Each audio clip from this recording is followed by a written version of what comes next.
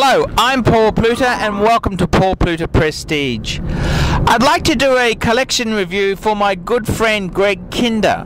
And I found this very interesting because Greg's an enthusiast who's recently bought quite a few pieces, and he's in the early stage. And I said to Greg, because Greg was saying how great it would be to own a Patek Philippe, and I said, hang on, savor the moment you've got with your Rolexes and Omegas. I said savor that time, because it's like me. I had a beautiful Rolex collection years ago, and then once you get bitten by the Patek bug, there's no turning back.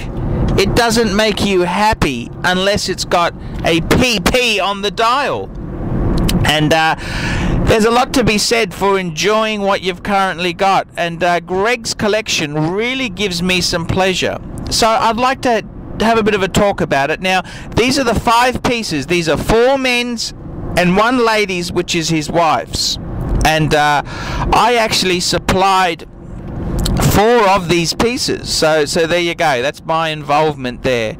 And so let's have a look. So firstly, let's have a look at the pieces that he's got there. So he's got the Omega Seamaster Quartz dive watch. He's got the Omega Speedmaster Man on the Moon. That's the manual wind traditional Man on the Moon piece. He's got a ladies Datejust 69174 steel with white gold bezel.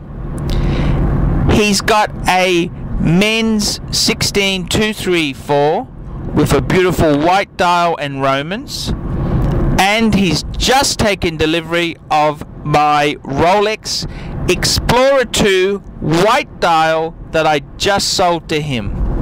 So that's 5 pieces, and I think really these are all white metals and they just work so well. I mean, what a beautiful collection to have there. And I kind of look at it and think, geez, you know, if I sold everything, my Pateks, all my Holy Trinity things, I think if I had a collection like Greg's, I'd almost be happy. You know, I'm not saying I don't love my annual calendar. I do. But what I'm saying is, if I did sell it all off, I could be quite comfortable with a collection like Greg's got. And it's got wonderful balance. You know, he's got, let's look at it.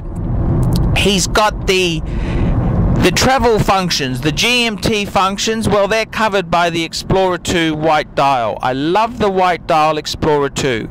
And I'd say I think that's nicer than a GMT, because you can't get a GMT with a white dial. So that's, I think, the GMT solution. That's the way to go. Go for the Explorer 2 white dial. He's also got, which I really do love there, he's got a beautiful Rolex Datejust white dial with Romans. So that's your dress watch solution. You could also use that as an everyday businessman's watch. It's a great piece. It fits that when you're wearing a suit or a tux. You could wear this piece. Now, the third piece which he's got there, which I really do love, is his he's got the Omega Speedmaster Man on the Moon. That covers your chronograph. If ever it's race day or you're timing something, you've got the chronograph to time it. What a great piece. He's got an Omega Seamaster. This is a good water piece to go diving with. And let's be honest, the piece with the quartz movement is probably the most accurate diving piece available on the market. So, you know, this whole collection of Greg's, he's got quartz, he's got autos, he's got manual wind.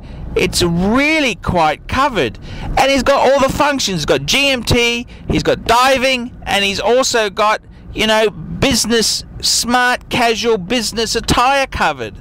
I mean, does it get much better than this? This is a great collection, and I think it's absolutely wonderful. It's nice to see, and it's just got some really nice balance there, and I've enjoyed having a look at his collection, and I kind of asking what's the next piece you'd add there, and I somehow think his next piece really should be a more traditional type of dress watch, say a ArchieLuxury Reverso. Preferably, I'd probably say go for steel, because you've got all your pieces in white metal, so you know that's really not the end of the world there. So I'm thinking to myself that may be a nice way to go, is to get another white metal piece to sort of have 5 men's pieces in white metal.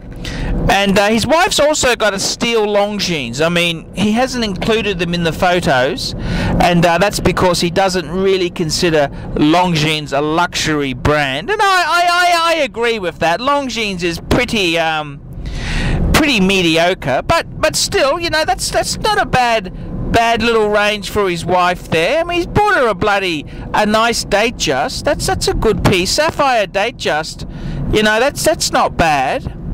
So it's quite interesting there what he's got in his collection, and how it's gone. So yeah, I find it quite interesting.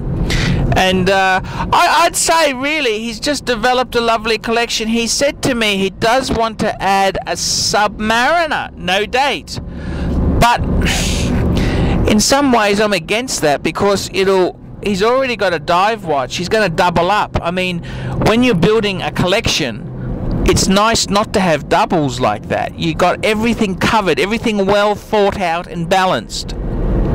So it may make it a bit dive watch heavy if he does that. So I'm kind of against it. That's my own view. I think, you know, Submariners are like assholes. Everyone's got one, and I like his collection. I love it. But I don't want to see him get a sub. So we'll see how that goes there.